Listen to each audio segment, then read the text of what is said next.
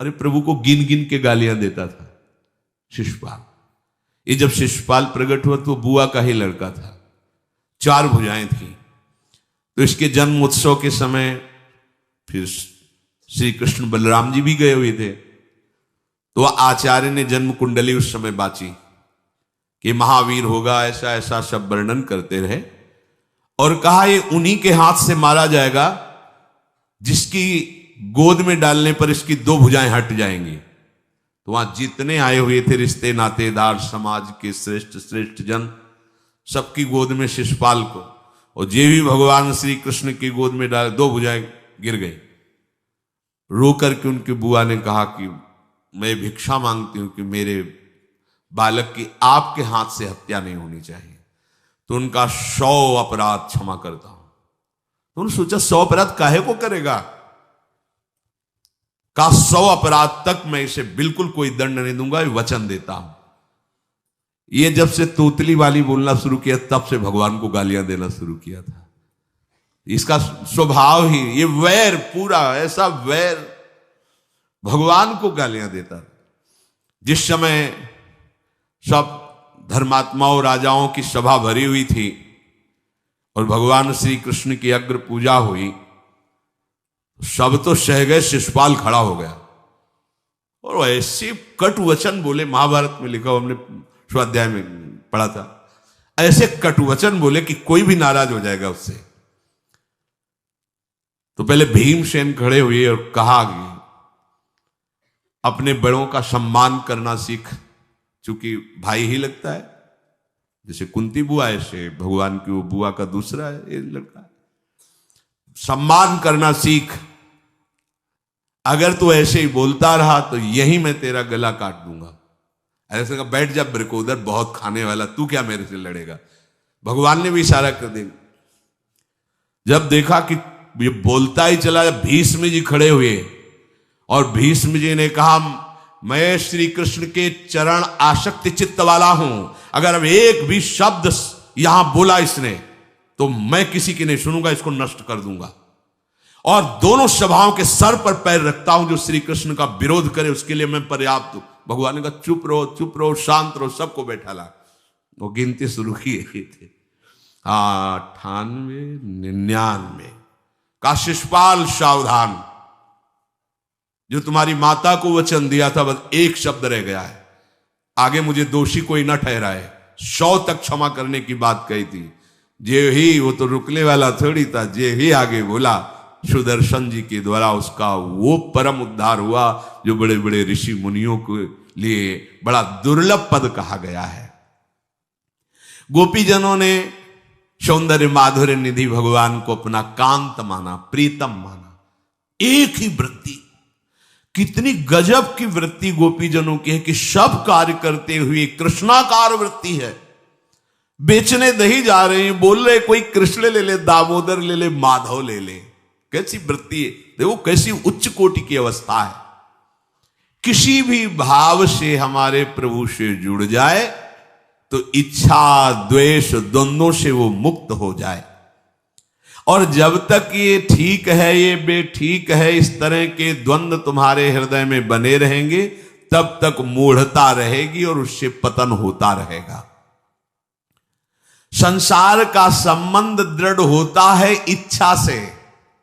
बहुत सुंदर बात है, संसार का संबंध दृढ़ होता ही है इच्छा से। इच्छा खत्म, संसार का संबंध खत्म। कितनी बढ़िया बात है। पर हम भागे घूम रहे हैं इच्छाओं की पूर्ति के लिए। जब एक बता दिया कि समुद्र है भगवान, जो चाहिए इन्हीं से क्यों नहीं, पर इनसे मिलने के लिए भी तुम्हें शराब छोड़ना पड़ेगा, तुम्हें मांस छोड़ना पड़ेगा, व्यभिचार छोड़ना पड़ेगा, गंदे चिंतन छोड़ने पड़ेंगे। वो राजी नहीं हो तो करो पाप और चाहो सुख। ऐसा कैसे हो सकता है? यही है जीव की परेशानी, यही है।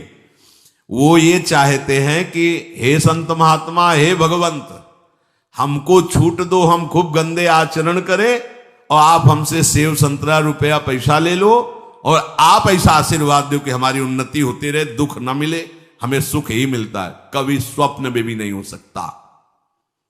तब लग कुशल न जीव कहूं, सपने हूं मन विश्राम, जब लग भजत न राम कहूं, शोक धाम तज काम।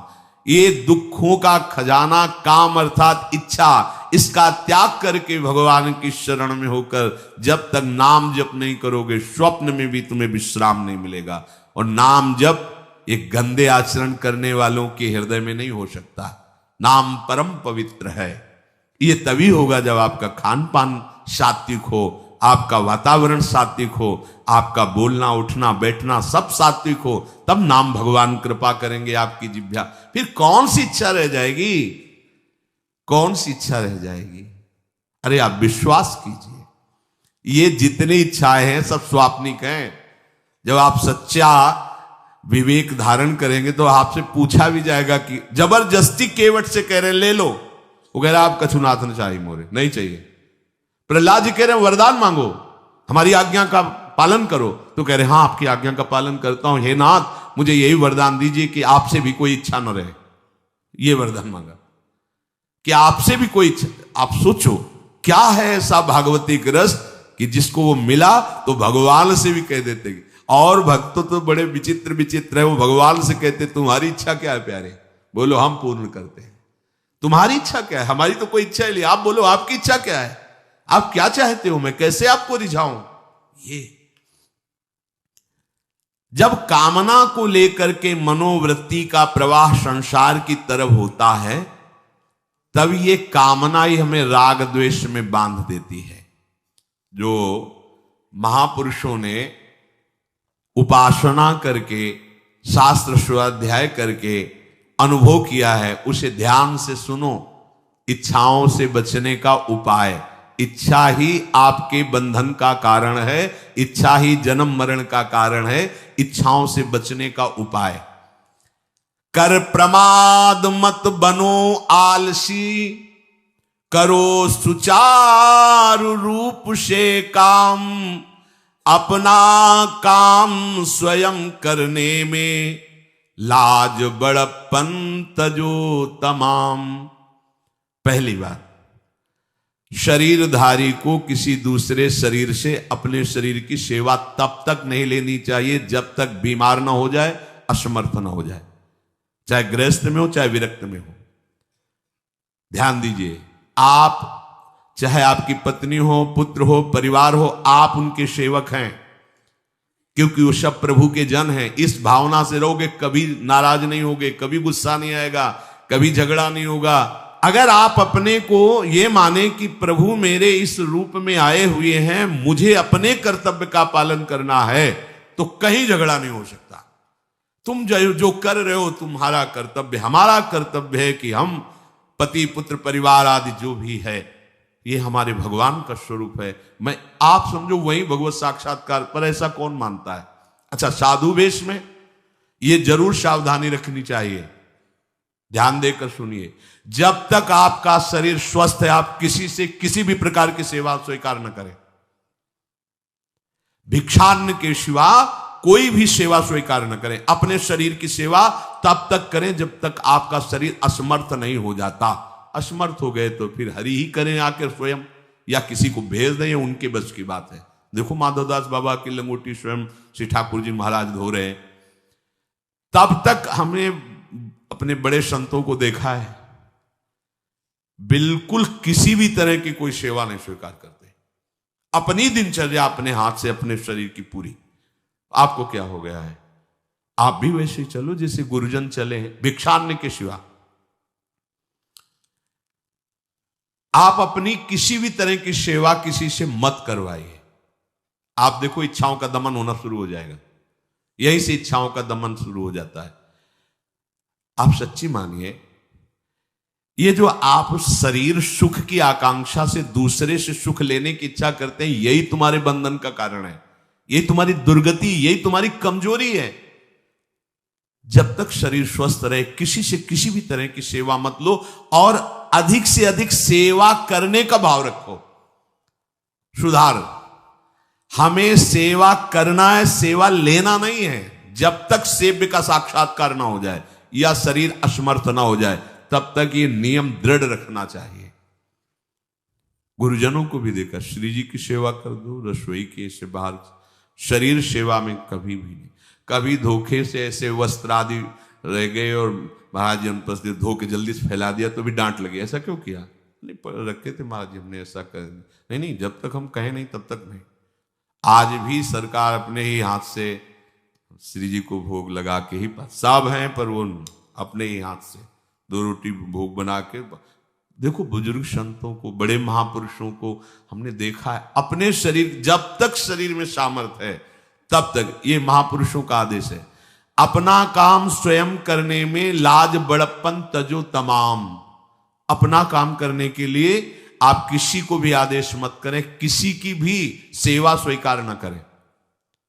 हाँ हमें भूख लगेगी तो रोटी मांग लेंगे जाकर के, क्या जरूरत है हमें किसी की सेवा स्वीकार करने की? मांगो, खाओ, खूब भजन करो, सत्संग करो, कम खर्चे वाला जीवन रखो, जरूरत क्या है? जो जरूरत है गली चलते दे देंगे भगवान, विश्वास करो, गली चलते दे देंगे। विरक्त गृहस्थ धर्म पूर्वक कमाओ, जितनी आवश्यकता प्रभु दे देंगे। ऐसा कोई त्रिभुवन में नहीं जिसकी आवश्यकता की पूर्ति न होती हो। अनावश्यक तुम्हारी मांगे जो हैं वही तुम्हें दुख दे रही हैं। आवश्यक व्यवस्था सबको भगवान दिए हुए हैं, अनावश्यक मांग के लिए तुम्हें फिर फंसना होगा। ये तुम्हारी अनावश्यक मांगे हैं, ये हो जाए वो हो जाए वो, जो आपको जीवन जीने के लिए जरूरी है, धर्म पालन के लिए जरूरी, वो बिना मांगे भगवान दे रहे हैं सबको। देख लो, हाँ आप कि भाई हमको उस परिकर में रहना है, उस कोर्ट से रहना है, वो सब VIP, तो हमको भी उस कोर्ट का, ये मांगे हैं तुम्हारी। तुम्हारा प्रारब्ध जितना है उतना तुम्हें मिलेगा, जो आवश्यक है वो तुम्हें मिलेगा। अनावश्यक मांगे करोगे फंसोगे, अधर्म में कूदना पड़ेगा तुम्हें।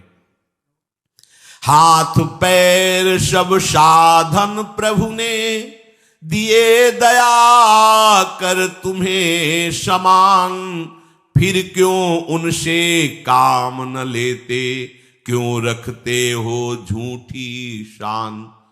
तुम्हारी सेवा के लिए तुम्हारे पास हाथ है, तुम्हारे चरण है, तुम्हें बुद्धि दी है, दूसरे से क्यों सेवा स्वीकार करते हो? प्रभु ने दया करके उद्धार के लिए तुम्हारे पास पूरी सामग्री दे दी, उसका प्रयोग करो। तन मन दोनों का हित करता, निश्चय शारीरिक श्रम युक्त। देखो ये है जिसने अपना परम मंगल ठाना है, वो शरीर को कभी प्रमाद में नहीं रखता, चाहे गृहस्थ हो चाहे विरक्त हो। ये आलस्य प्रमाद किसी के लिए भी ठीक नहीं है। नियत समय तक सो जाओ, इसके बाद खूब मेहनत करो, चाहे गृहस्थ हो चाहे विरक्त। विरक्त हो तो खूब नाम जप, वाणी पाठ, ब्रह्मचर्य से रहना, आसनों में बैठना, हाँ सेवा करना, शारीरिक श्रम नहीं, खूब सेवा करो, धाम की सेवा करो, नालियां साफ करो, गलियां साफ करो, जो सेवाएं में इसे श्रम करो। ब्रह्मचर्य पचाने के लिए श्रम भी तो होना चाहिए। श्री जी की प्राप्ति के लिए मन वचन कर्म से श्री जी के चरणों का आश्रय लेकर के जितना आप अन्न डालते हो उतना आप इसका प्रयोग करो शरीर का। इससे ममता मत रखो, खूब धाम। पुराने संतों को देखो, सोहनी पकड़े कहां कहां तक परिक्रमा में लगा। हमने देखा है एक हरिदासी महात्मा थे, पीछे पानी घाट की तरफ उनकी छोटी सी कुटिया, किलोमीटर तक ऐसे ही सोहनी लगा रहे। वृद्ध वृद्ध महात्मा सेवा करें। अपने लोग जवान महात्मा होकर, शरीर स्वस्थ होकर, बेइज्जती सम, अगर सोहनी पकड़ के खड़े हो जाओगे गली में तो आपको लगेगा अपनी बेइज्जती हो रही है। वाह, कितनी बड़ी इज्जत है हमारी। स्वामिनी के महल की वीथियों में सोहनी लगाने में तुम्हें बेइज्जती लग रही, और आचार्य चरण याचना कर रहे हैं। यत्किंकरीषु बहुशा खलुका कुवाणी, नित्यम परस्य पुरुषस्य शिखंड मौले, तस्या कदापि रसनिधेर वृषभानुजायात, तत्केलि कुंज भवनांगण मार्जनीश्याम। लाडली जो ऐसी कृपा करो कि आपके वृंदावन धाम में कहीं सोहनी लगाने वाली, पोछा लगाने वाली मैं बन जाऊं। मांग रहे हैं। एक से कहा भैया चाहे जितना बुरा प्रारब्ध हो, यहां जो भगत आते हैं उनके जूते साफ कर दिया करो, प्रारब्ध खत्म हो जाएगा। भाई आप समझो ये वो दवा है जो बेजोड़ है, इसे कोई काट नहीं सकता। अच्छा अगर ऐसे लो समझो तो हम आपको समझा रहे हैं। गुरुद्वारे में चले जाओ, चाहे जितना बड़ा अधिकारी हो, सबसे पहली जोरी सेवा यही होती है, पादुका की सेवा करो। समझे में नहीं आ रहा तुम्हें? अरे जिसे हम हंसते हंसते कह रहे हैं वही तुम्हारे बंधन काटने का कारण बन जाए, यदि मान लो बात। पर वो हम जूता साफ करेंगे नहीं। मन से हम कितने गंदे हैं ये हम नहीं देख पा रहे हैं। वो तो बाहर वृंदावन की रज उनमें पादुका में लगी, छोटी मोटी बात नहीं है। पादुका जो रखी है ये बंधनी है, आप इनको ऐसे साधारण जूते मत समझना, ये रज में चलते। एक दिन एक ब्रजवासिनी माई रोटी रखे, उसके ऊपर पादुका रखे, एक हाथ में लाला लिए और एक हाथ में जल का ऐसे लिए, जारी उनका अभ्यास ऐसा। अब पादुका पहन के चलने में परेशानी होती थी, तो कोई एक संत थे और बाहर से आए हुए थे, तो हंस दिए कैसे बावरी रोटी के ऊपर जूता लगा। ऐसे मतलब कितने साल हो गए ब्रजवास करते हुए, वह कई वर्ष हो गए। अरे ये वो जूती नहीं है जो साधारण जूती है वृंदावन बरसाने की, रज लगी हुई इसमें, ये रज लगी हुई है। तुझे रज नहीं दिखाई दे रही, जूती दिखाई दे, क्या ब्रजवास कर रहा है, डांट के चल दी। ये समझो, हम कहें कि जूती साफ करो तो हम जूती साफ करेंगे, और ये है कौन सी जूती साफ में, क्या रज है। वृंदावन बरसाने सब जगह घूमते रहते हैं ये महाभागवत जन। अगर इनकी ये गृहस्थ विरक्त मत देखो, सब लाडली जी के लाडले हैं जो यहाँ आए हुए हैं। अगर हम उनकी पादुका साफ करेंगे तो हमारा हृदय साफ हो जाएगा, पर कोई मानता कहाँ है। अपनी सेवा स्वयं करो और दूसरे की सेवा मिल जाए तो जैसे लोभी आदमी के सामने धन फेंक दे तो कैसे भागता है, ऐसे आपको होड़ लगनी चाहिए कि ये आदमी इतना न कर पाए जितना हम सेवा करें। परमार्थ में शरीर पोषण नहीं, परमार्थ में शरीर की धज्जियां उड़ानी है, अहंकार की, देहाभिमान की। राखे अपने को सदा भगवत सुमिरन लीन, सुने न जग के दोष गुण, करे न चित्त मलिन। सदैव अपने को ये देखता रहे कि प्रभु का सुमिरन चल रहा है कि नहीं अंदर। ये बहुत बड़े काहे की परेशानी, हम तो यही समझ नहीं पा रहे कि इतनी झंझटें लेकर कैसे घूम रहे लोग।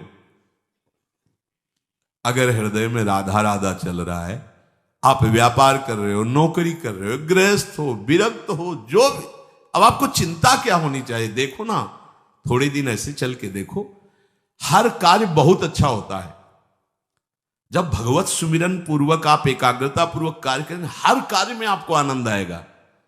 पर वो तो शरीर पोषी, जैसे आग जलने में फफोला पड़ जाता है ना, उसको बहुत संभाल के रखते हैं, ऐसे देहाभिमानी साधक भी होते हैं कोई कोई, इतना शरीर को सजा के, इतना संभाल के कि लगता है यही भगवत प्राप्ति है इनकी, कि इनके शरीर बिल्कुल ऐसे नहीं। संतों ने देखो ना कैसे अपने शरीर के राग का त्याग किया है, गुरुजनों की आज्ञा में तत्पर होकर धज्जियां उड़ा दी देहाभिमान की, तब उनको परम पद प्राप्त हुआ है। अपने शरीर का राग रखने वाला परमार्थ में कैसे चल सकता है। कब तक फंसे रहोगे विषयासक्ति वासना में हो दीन, अरे कब तक मन में भरे रखोगे दुर्विचार दुर्भाव मलिन। जिन भोगों के लिए हो रहे तुम लालायित सुखमय जान, यही घोर दुख उपजाएंगे, बढ़ जाएगा अज्ञान। इसलिए छोड़ो सब आशा ममता आसक्ति कामना मद अभिमान, एकमात्र शरणागत होकर भजो निरंतर राधे श्याम। प्रभु की आसक्ति हृदय में धारण करो, यही समझ में नहीं आता। चले हो राग त्यागने के लिए, पोषण कर रहे हो शरीर राग का, कैसे बात बने। चलो कोई विषय संसारी है तो लगता है अभी बेचारा है। आप लोग बेचारों की लाइन में थोड़ी हो, आप लोग बेचारों की लाइन में नहीं हो। आप जितने भी, चाहे गृहस्थ हो चाहे विरक्त हो, धाम आ गए हो, दीक्षा ले ली है, शास्त्र स्वाध्याय करते हो, सत्संग, आप बेचारे हो, आप भगवत पार्षद हो। पर आप अपने स्वरूप को समझो, ये अंदर की बातें सुधारो। आगे कह रहे हैं कि सुने न जग के दोष गुण, करे न चित्त मलिन। अपने भगवत चिंतन में मगन रहो। कोई तुम्हें यदि किसी की निंदा आदि सुनाने लगे तो उसे मत सुनो। पूछे कछु कछुए कहे, को आए के पास, सुन ले कछु बोले नहीं, सब ते रहे उदास। पर निंदा पर दोष के कथन सुनन में लोग, जो आनंद अनुभव करें तो लहे नरक के भोग। तुम्हारे पास आकर कोई तुम्हें दूसरे की निंदा सुना रहा है और अगर तुम्हें हर्ष हो रहा है, कैसी बात, कोई नामदाता सदगुरु की निंदा करे तुम सुन लिए, कैसे तुम्हारे इस पाप का प्रायश्चित होगा? सुनने और कहने वाले दोनों को एक ही दंड मिलता है बराबर। तुम अपने गुरुदेव की निंदा सुन ली, तुम अपने आराध्य देव की अवहेलना की बात सुन ली। उपासना नहीं है, कहीं देहाभिमान है कि हम तो गुरु से श्रेष्ठ है ना, गुरु जी की निंदा होती हमारी वंदना हो रही। परिणाम में लड्डू मिलेगा, खा लेना, परिणाम पक्का। पर निंदा के कीते आवत नहीं कछु हाथ, मूरख पर्वत पाप को ले चल अपने साथ। वैष्णव निंदा, भक्त निंदा, गुरु निंदा, ये तो बहुत ही भयानक है। भक्तन निंदा अति बुरी भूल करे जिन कोय, किए सुकृत बहु जन्म के क्षण में डारे खोए। कह रहे जो दूसरे की निंदा सुनने में आनंद का अनुभव करता है उसको भोग मिलेगा। काहे का? बोले नरक का भोग मिलेगा। इसलिए जो तुम्हें ऐसी बातें सुनाने के लिए उत्साहित हो उनसे उदासीन रहो, अर्थात उनसे कोई परिचय नहीं, कोई अपनापन नहीं। हाथ जोड़कर कह दे कि आज तो आप कृपा करके आ गए हो, आगे कृपा करके कभी मत आना। नहीं, आज हम आपका स्वागत नहीं कर रहे, आगे स्वागत करेंगे तो आप सह नहीं पाओगे, इसलिए आप कृपा करके आगे मत आना। हम आपके पास गए नहीं, आप आकर हमारे गुरु की, हमारे इष्ट की अवहेलना की बात करोगे तो आज क्षमा करते हैं, चले जाइए, दोबारा मत आना। चाहे वो कोई भी हो, तुम्हारी निष्ठा में इतनी ताकत है वो झुक जाएगा, उसकी सामर्थ्य नहीं कि वो आगे आ जाए। अगर हमारे कोई इष्ट की, आचार्य की या किसी भी नाम जापक की कोई निंदा करता है, हम सुनते हैं और उसे सुख मानते हैं, तो कह रहे हैं उसको नरक का भोग मिलेगा। नहीं, हमें जिस मार्ग में चलना है, हमें अपने आराध्य देव की प्रति प्रीति प्राप्त करनी है। और प्रीति प्राप्त होती, कोई भी राम कृष्ण हरि शिव बोले, सबके चरणों में हमारा नमन है, सबकी चरण धूले हमारे माथे पे। निंदा करना, अरे सब जगह भगवान ये बात देखने के लिए तो हम चले, हम निंदा स्तुति। अगर कोई हमारा मित्र बनता है, हमारा निज जन बनता है और हमको हरि गुरु इष्ट आदि की किसी भी तरह की कोई निंदा, हमें बिल्कुल बर्दाश्त नहीं करना चाहिए और दूरी बना लेनी चाहिए, कभी उससे संभाषण नहीं करना चाहिए। कहे न अपनी बात कछु, सुने न पर की बात, एक निष्ठ प्रभु में रहे बस्यो सदा दिन रात। अपने हृदय की भक्ति की बात सहसा किसी से ना कहे और ना किसी की बात सुने, क्योंकि हमें अपनी आचार्य निष्ठा, गुरु निष्ठा से चलना है। आप अपनी निष्ठा से चल रहे हो, हमारे काम की है नहीं, क्योंकि अब हम बदलने वाले हैं नहीं, तो तुम्हारी निष्ठा से हमें कोई परिवर्तन होने वाला नहीं। और हम अपनी निष्ठा की बात तुमसे इसलिए नहीं कहेंगे कि वो तो इष्ट मिले और मन मिले, मिले भजन रस रीति, तब वो बात कहनी चाहिए, ऐसा किसी से नहीं। तो क्या करे, एक निष्ठ होकर अपने आराध्य देव में दिन रात लगा रहे। ये बहुत जने, बहुत जगह जाना, बहुत लोगों से व्यवहार करना, ये सब भजन में बाधक बात है। समिट जाओ, अपने लाडली लाल को दुलार करो, नाम जप करो, धाम वास करो, बहुत से बहुत जो है, हाँ दर्शन कर आओ। नहीं, एकांत वास करो, प्रभु खुद आके दर्शन दे देंगे, मान लो विश्वास। अगर आपका भजन ठीक चल रहा है, सही मार्ग चल रहे हो, तो दर्शन वाली बात ही हट जाएगी, क्योंकि फिर वो समा जाते हैं, हृदय में समा जाते हैं, नेत्रों में समा जाते हैं, मन में समा जाते हैं। आनंद की उमगन में कभी गए, आंख लड़ा ली प्रभु से, नहीं तो आंखों में ही बसे रहते। पी मूर्ति नयनन बसे, ते ही रस रहाए समाए। राग रोष दुख दोष में जग सो रहे सचेत, काहू सो न करे कबो वैर भाव अरुहेत। कोई इच्छा न रखो तो तुम्हें कभी क्रोध नहीं आएगा। इच्छा राग ही द्वेष को उत्पन्न करती है। इन दोनों से सचेत रहो, ना किसी से तुम्हारा द्वेष होने पावे न राग। कभी किसी से किसी भी तरह अगर झगड़े का, लड़ाई का अवसर आता है तो हाथ जोड़कर निकल जाओ, झगड़ा मत करो। उससे ये होगा कि आपकी वृत्ति बच जाएगी, नहीं तो वृत्ति द्वेष पूर्वक बार बार उसका चिंतन करेगी जब भजन में बैठोगे, और उसके प्रति अशांति, जलन पैदा हो जाएगी। सब सो न्यारो होई रहे, पर खारो हु नहीं होए। सबकी सब कुछ सहे नीति, वो प्रभु को प्यारो होए। समझो बात, सबसे अलग रहो, किसी से अपना मन मत मिलाओ, केवल मन नाम से मिलाओ, प्रभु से मिलाओ, गुरुवाणी से मिलाओ। पर किसी का अपमान मत करो, किसी के लिए ऐसा कड़ुआ वचन मत बोलो कि उसके हृदय मंदिर में बैठे भगवान हैं, उसका हृदय दुखी हो जाए। सबकी सब कुछ सह लेता है जो कोई, वही प्रभु का प्यारा होता है।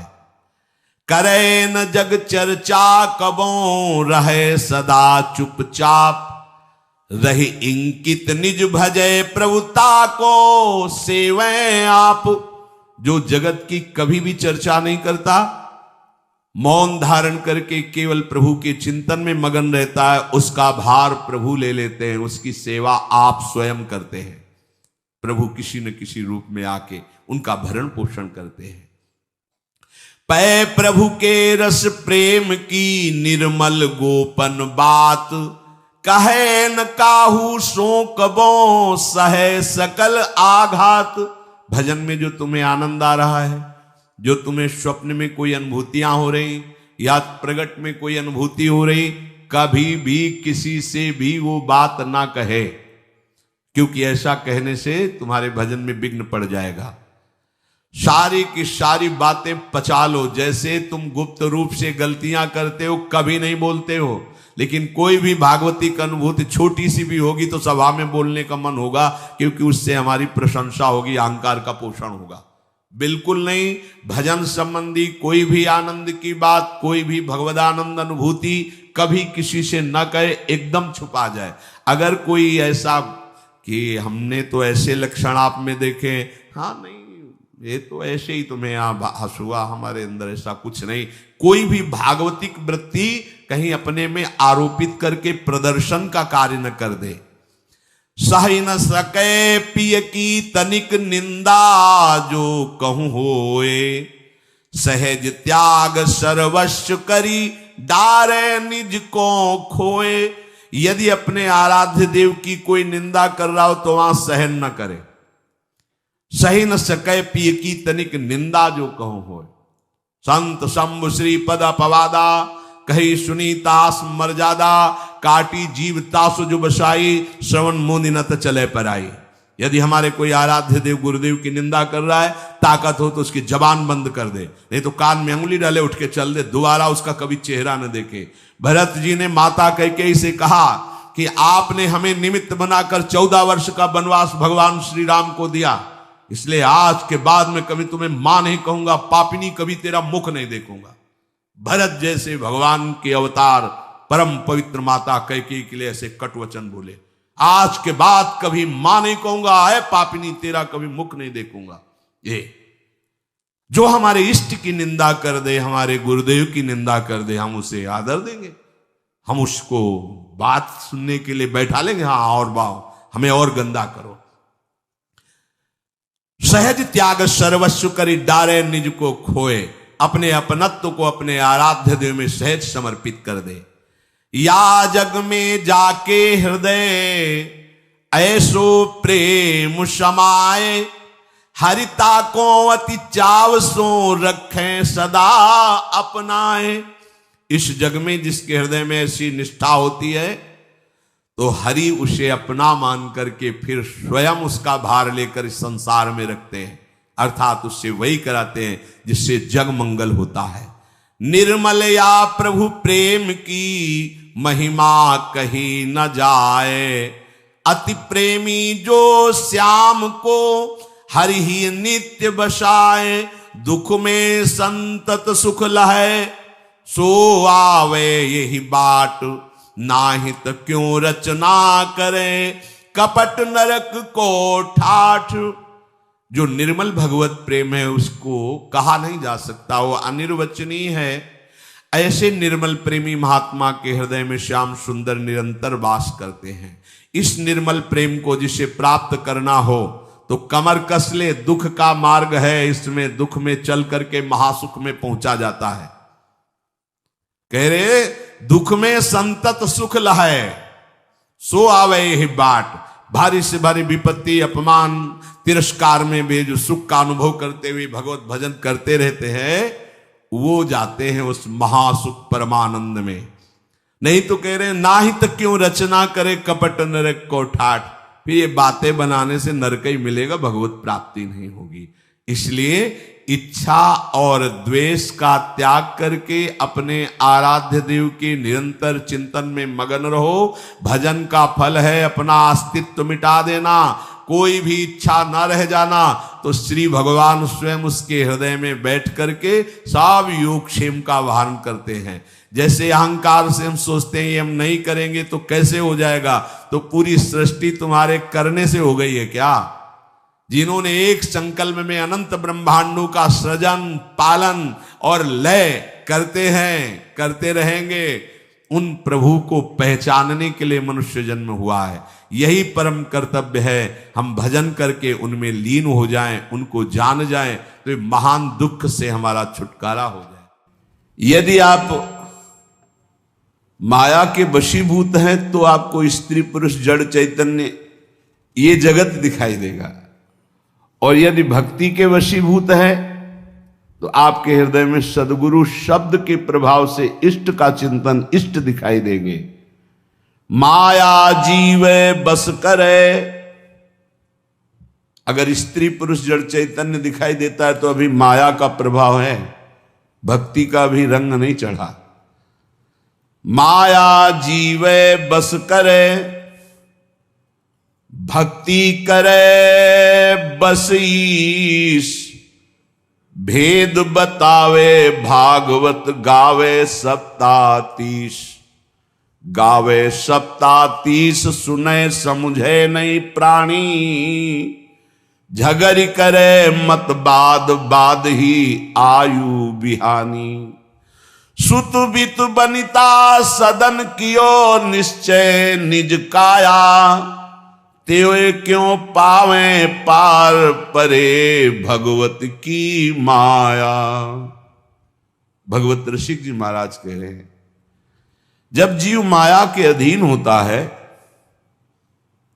तो उसको स्त्री प्राण प्रिय, पुत्र प्राण प्रिय, शरीर प्राण प्रिय, मकान प्राण प्रिय, रुपया प्राण प्रिय, ऐसे माया के वशीभूत हुए जीवों को साक्षात सामने भगवत स्वरूप विराजमान पर भी वहां दृष्टि नहीं पड़ती, केवल शरीर पर दृष्टि रहती है, शरीर आसक्त रहता है, बाह्य दृष्टि रहती, इसलिए वो प्रभु को नहीं देख पाता है। सारी आयु, पूरे के पूरे श्वासें जो अमूल्य हैं, इन्हीं के बीच में नष्ट कर देता। मेरी पत्नी, मेरा पुत्र, मेरा शरीर, मेरा मित्र, मेरा भाई, मेरा मकान, मेरी संपत्ति, अब ये कर लिया, ये कर लूंगा, अब ये पा लिया, ये पा लूंगा, ये माया। भक्ति करे बस ईश, जब भक्ति का रंग जागृत होगा तो भगवान अधीन हो जाएंगे, उसके अंदर समस्त भागवत गुण आ जाएंगे जो श्रीमद् भागवत में वर्णन किए गए हैं। श्रीमद् भागवत में जो धर्म का स्वरूप 37 लक्षण बताए गए हैं वो उसमें जागृत हो जाते हैं। ये नए नए झगड़े करके, नए नए वाद विवाद करके भक्ति संबंध में भी जो एक दूसरे से द्वेष करते रहते हैं, घृणा करते रहते हैं, ये बेचारे हैं, जानते नहीं हैं एक ही परमात्मा स्वरूप है। जब भक्ति का रंग आता है तो जड़ चेतन जग जीव जत सकल राम मैं जानी, बंदों सबके पद कमल सदा जोरि जुग पानी। इसीलिए बड़े कृपा पात्र हैं जो सुलझा हुआ सत्संग प्राप्त हो जाए, नहीं तो भक्ति भी उलझा देती। अगर शुद्ध भक्ति का बोध नहीं है तो उन वचनों में ऐसी मायाकृत आसक्ति होती कि सामने वाला उलझ जाता है, वो समझ नहीं पाता कि सत्य का मार्ग क्या है। जब सत्य का मार्ग नहीं समझ पाता है तो अपराध बन जाते हैं, अपराध बन जाते हैं तो माया वैसे ही फिर अपना प्रभाव दिखाती रही, कुछ लाभ नहीं मिलता। जीव के हृदय में जब भक्ति का रंग चढ़ेगा तो वासना फीकी लगेगी, संसार में सब कोई अपना प्रभु, ऐसा भाव आने लगेगा तो जानना हमारी शुद्ध भक्ति आ रही। फिर वैष्णव जन को देखने से तो ज्यादा हमारा भाव बढ़ना चाहिए। सातों सब मुहिमे जग देखा पर मोते अधिक संत कर लेखा। पर बड़ा विचित्र है, हम देखते हैं कि मन की वृत्ति को ऐसा फांस दिया जाता है कि वो कमजोर उपासक जिसको शुद्ध ज्ञान नहीं है वो शुद्ध भक्ति की तरफ बढ़ ही नहीं पाता, वो वैर विरोध कर लेता है। और गुरु सोई जो साधु सेवावे, साधु सोई जो विषय छोड़ावे। तस्मात् शास्त्रम प्रमाणम थे। गुरु कौन? जो साफ संतों में भगवत बुद्धि कर दे। संत कौन? जो संसार के विषय राग को मिटाकर भगवान का अनुराग प्रकट कर दे। ये माया में फंसे हुए जीव ऐसे माया के लड्डू खा रहे हैं कि पूछो मत, और पेट कभी भरेगा नहीं क्योंकि माया के लड्डू हैं। खावे नहीं पछताए सो, भूत के लड्डू कैसे? खावे नहीं पछताए सो, और खावे सो पछताए। ये जग लाडू भूत के, दुहु भांति दुख पाए।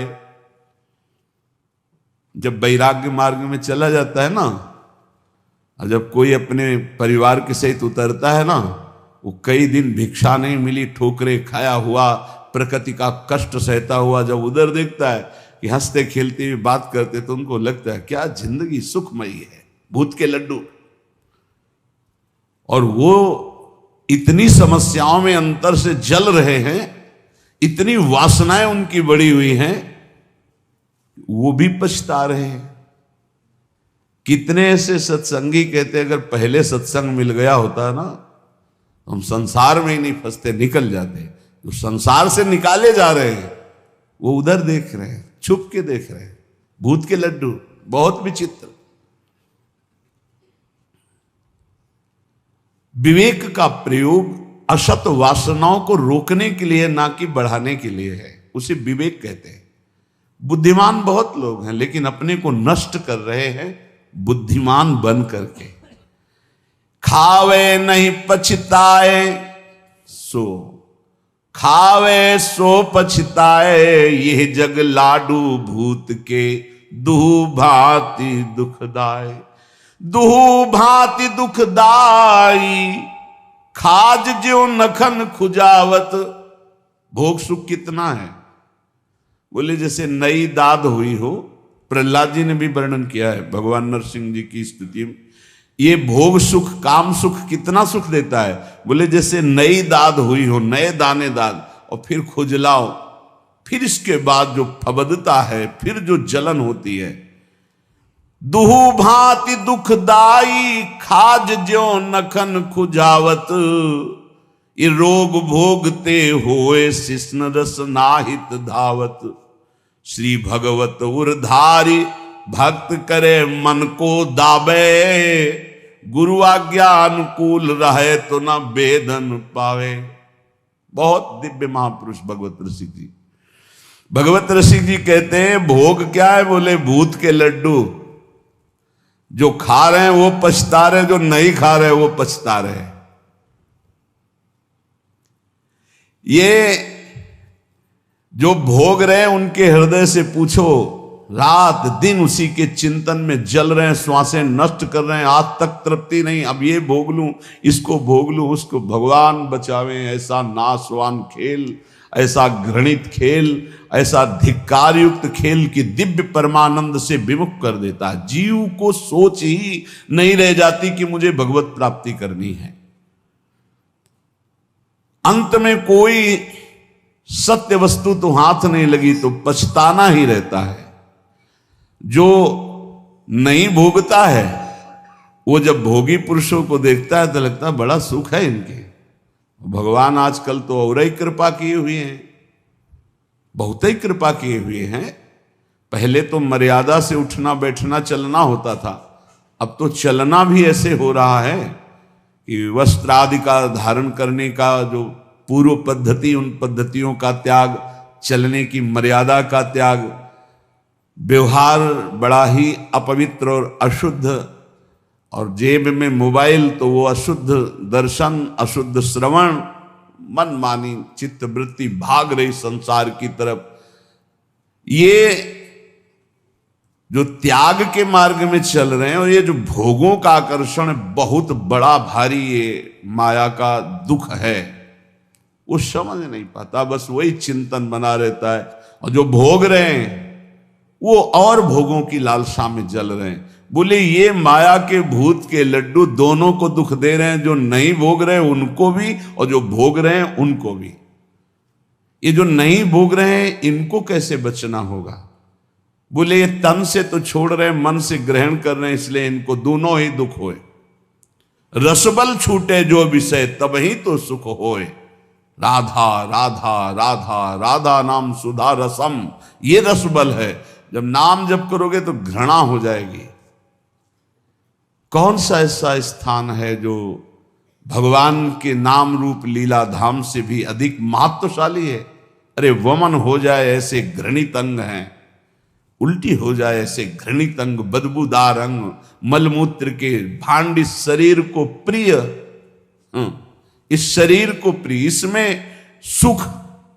भगवान बुद्धि शुद्ध करे, कृपा करें।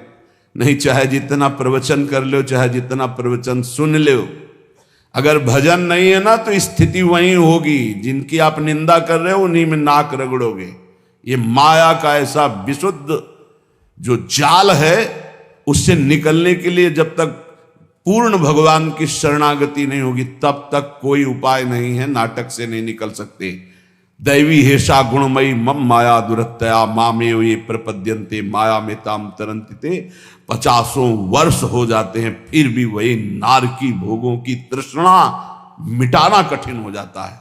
और जो भगवान की शरण का रास्ता पा गए, कम समय में इस माया पर विजय प्राप्त कर लेते हैं। कह रहे हैं भगवत ऋषिक जी, भगवान श्री हरि सबके हृदय में विराजमान हैं, पर जब तक भगवान के चरणारविंद का आश्रय लेकर विशुद्ध भक्ति नहीं होगी तब तक कुछ लाभ नहीं मिलने वाला। लाभ क्या है? यही लाभ है इन विकारों पर विजय प्राप्त करना। जो उपदेश है और को, खुली बात कह रहे हैं, खुली बात। जो उपदेश है और को सो नहीं माने आप। देखो जगत प्रवीणता ठगे आपको आप, ठगे आपको आप। विषय स्वार्थ नहीं छूटे, परमार्थ पत हेत बके, पर धन को लूटे। पंडित संत महंत गोसाई परमहंस जो, लोभ ग्रसे सब लोग नहीं भगवत सहाय जो। बड़े ही विरक्त फक्कड़ महापुरुष, किसी की कुछ भी आन कान न रखने वाले। बोले जो उपदेश के अनुसार आचरण नहीं करता है मैं उसे कुछ नहीं मानता हूं। भगवत ऋषि जी कहे जो वाणी में वही, मन में वही, आचरण में हो तो तुम्हारा प्रवचन ठीक है। प्रवचन कुछ और, मन में कुछ और, आचरण कुछ और।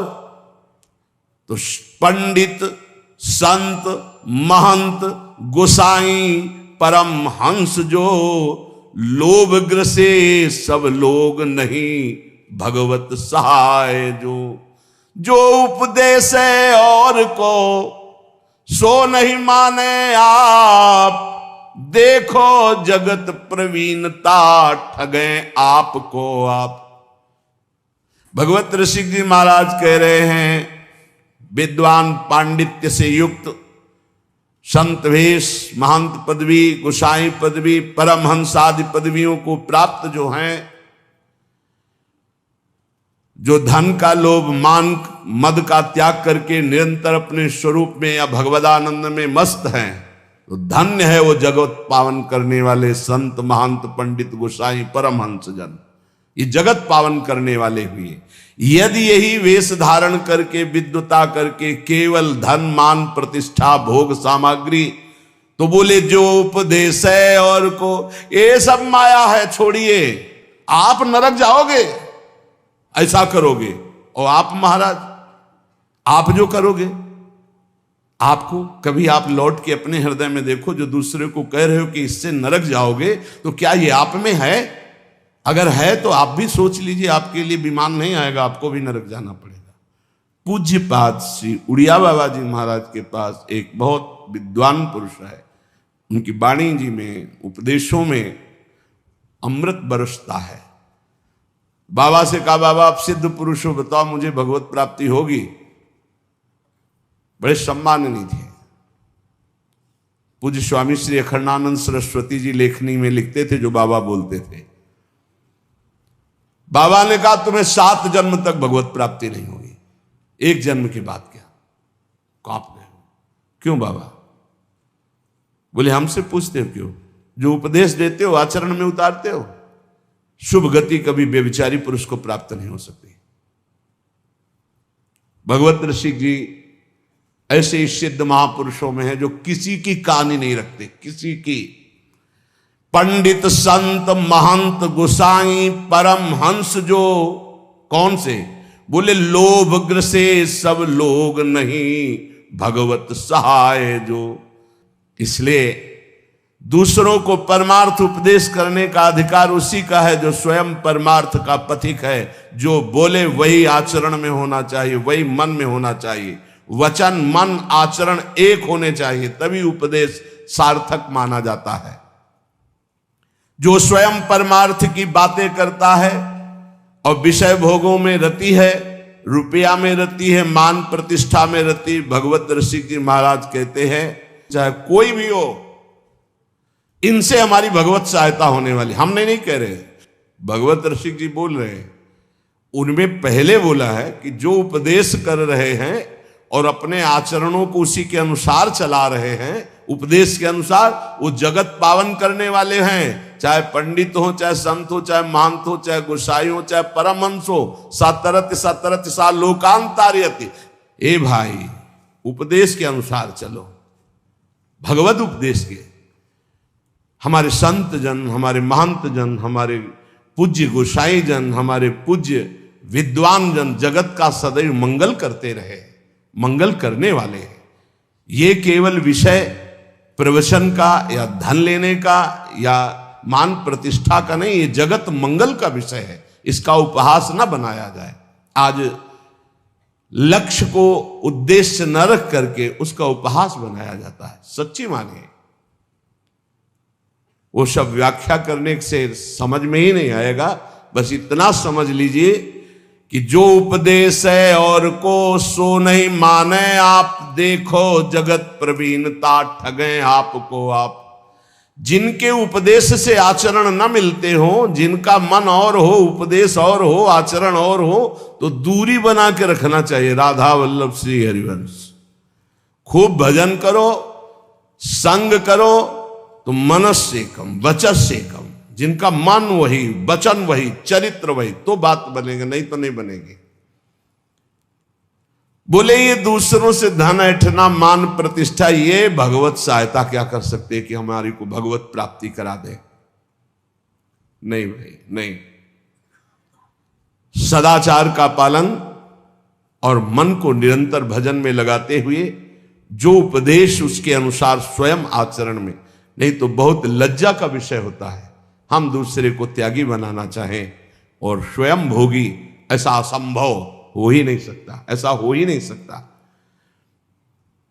विद्या रूप महत्व कुल सबकी धज्जियां उड़ाए हैं महापुरुष हैं। जैसे ऊपर में वर्णन किया, अब नीचे कह रहे विद्या, आज उनका पूजन है इसीलिए उनकी वाणी वैसे प्रायः होती ही रहती है। विद्या रूप महत्व कुल धन जोबन अभिमान, षटकंटक देखे जहां रहे न भक्ति निदान। रहे न भक्ति निदान स्वांग सब नगर नारी के, विषयन हाथ बिकाए नहीं रिजवन भतारी के।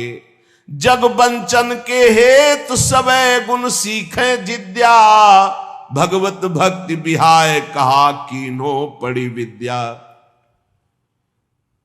एक बार यमुना जी के पावन पुलिन पर बैठे किसी पद का चिंतन हो रहा था, तो थोड़ी देर बाद आवाज सुनाई देने लगी, प्यारे बहनों और भाइयों, महाराज ऐसे ऐसे। तो हमने कहा टेप चल रहा क्या? तो ऐसे झांक के देखा तो एक विद्यार्थी भागवत के रिहर्सल कर रहा था। रिहर्सल, प्यारे बहनों और भाइयों, वहां कोई नहीं है, वो केवल सीख रहा है कि मुझे कैसे समाज में बोलना है। ये भगवत शास्त्र सीखने वाली चीजें नहीं। आप त्रिकाल संध्या कीजिए, खूब नाम जप कीजिए और भागवत का शुद्ध श्लोकों का गायन कीजिए। अपने आप भगवान सुखदेव जी आपके हृदय में बैठ करके भागवत का रहस्य विस्तारित करने लगे। अगर हमारा लक्ष्य बना धन, हमारा लक्ष्य बना कि समाज जोड़ करके वासनाओं की पूर्ति, तो इन शास्त्रों का रहस्य हम नहीं जान पाएंगे, नहीं जान पाएंगे। सच्ची मानिए, अपने किसी शिष्य को भागवत की शिक्षा नहीं दी भगवान व्यासदेव जी ने, रचना करके तब तक गुप्त रखा कि इसका अधिकारी चाहिए। जब देखा कि हमें भी आसक्त नहीं है मेरा पुत्र, तो बोले यही है अधिकारी श्रीमद् भागवत का। जब स्वयं पुकार रहे हैं, पुत्रेति तन्मयतया तरवे भिनेदुस तम सर्वभूत हृदय मुनिमान तो उसमें हा पुत्र, लेकिन भगवान सुखदेव जी पीछे मुड़कर ने बड़ी प्रसन्नता हुई कि श्रीमद् भागवत का अधिकारी मेरा यही पुत्र है। पर वो अनासक्त है, मेरा ही रूप लौट के नहीं देखा, अपनी मां का रूप नहीं देखा, तो ये रूप लीला का गान क्या करेगा? ये तो स्वयं बोध संपन्न है। सुकोहम वृक्षों से निकलने लगा तन्मयता में, तन्मयतया जीव ही तन्मयता, तो हर वृक्ष से निकलने सुकोहम, मैं सुखदेव हूं, मैं सुख। इतनी ऊंची स्थिति का ब्रह्मबोध संपन्न महात्मा काहे को भागवत याद करेगा? एक श्लोक रूप माधुरी का कान में पड़ा, बरहा पीडम नटवर बपु, आसक्त हो गए श्री सुखदेव जी। ऐसे श्री कृष्णचंद्र जी की रूप माधुरी गान करके, और पक्का श्रीमद् भागवत में इतनी सामर्थ्य है, हृदय से कह रहा हूं कि सांगो पांग पद्धति से एक बार सप्ताहिकी श्लोक कान में पड़ जाए 18,000, तो महापापी भी परम पद का अधिकारी हो जाएगा। इसका प्रमाण धुंधकारी स्वयं उसी में है कि धुंधकारी 7 दिन बिना कुछ खाए पिए 18,000 श्लोक श्रवण करता है, मनन करता है, तो विमान आता है और बैठ करके चला जाता है, और कोई साधन नहीं, केवल 7 दिन भागवत सुनने मात्र से भगवत प्राप्ति। तो ये नहीं कि सब भागवत केवल धन के लिए ही करते हैं या मान प्रति, नहीं। भूरिदा जना भगवत यश गान करने वाले जगत बंदनी होते हैं, जो रामकृष्ण हरि की चर्चा करके जगत को निष्पात करते हैं। संत जन मुद मंगल में संत समाजू, जो जग जंगम तीर्थ राजू। ये चलते फिरते तीर्थ हैं, तीर्थराज प्रयाग हैं, तीर्थी कुर्वंत तीर्थान, ये जहां चरण रख दे वहां तीर्थ बन जाए। लेकिन ये उनके लिए है जो भगवत चिंतन में निरंतर डूबे हुए, एकमात्र जगत मंगल के लिए उनका वचन निकलता है, उनके चरण चलते हैं जगत मंगल के लिए।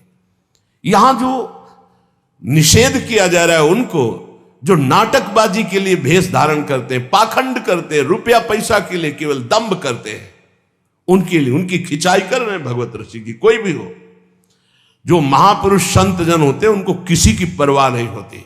सत्य का वर्णन और सत्य का श्रवण वही कर सकता है जो सत्य में चल सकता है, अन्यथा नहीं। कह रहे हैं विद्या का, रूप का, बड़प्पन का, कुल का, धन का, यौवन का अभिमान जिसके अंदर है, ये बड़े बड़े कांटे हैं। बड़ी सुकोमल भक्ति महारानी उसके हृदय में कदम नहीं रखती। एक भी कोई अहंकार हो तो भक्ति नहीं रखती, फिर 6 अहंकार हो तो भक्ति कहां से जागृत हो जाएगी? विद्या का, मैं विद्वान हूं, भक्ति नहीं आएगी। मैं बड़ा रूपवान हूं, भक्ति नहीं आएगी। बड़ा धनवान, यौवन, बड़ा जवान, बलवान, सटकंटक देखे जहां रहे न भक्ति निदान, भक्ति महारानी वहां आ ही नहीं सकती। विद्या आदि पर अहंकार करने वाले व्यक्ति का सारा खेल केवल नट का खेल होता है। जैसे नट प्रदर्शन करके लोगों को रिझाता है, ऐसे ही जैसे नगर नारी कहते हैं वैश्या को, जैसे वैश्या पूरा श्रृंगार करती है सब, तो अपने पति को रिझाने के नहीं, लोगों को फंसाने के लिए, ऐसे ही विषयी मनुष्यों को रिझाकर उनके हाथ से धन आदि, लाभ आदि, की आकांक्षा रखने वाले ये भरतार श्री हरि को रिझाने के लिए नहीं करते, ये विषयी पुरुषों को रिझाने के लिए। भगवत रसिक जी कहते हैं ऐसों को कभी श्री हरि की भक्ति प्राप्त नहीं हो सकती। इन सब का अहंकार त्याग करके जो भगवान की शरण में होकर के जगत मंगल के लिए नाम गुण लीला रूप का गायन करता है, वो महान विशुद्ध भक्त होता है।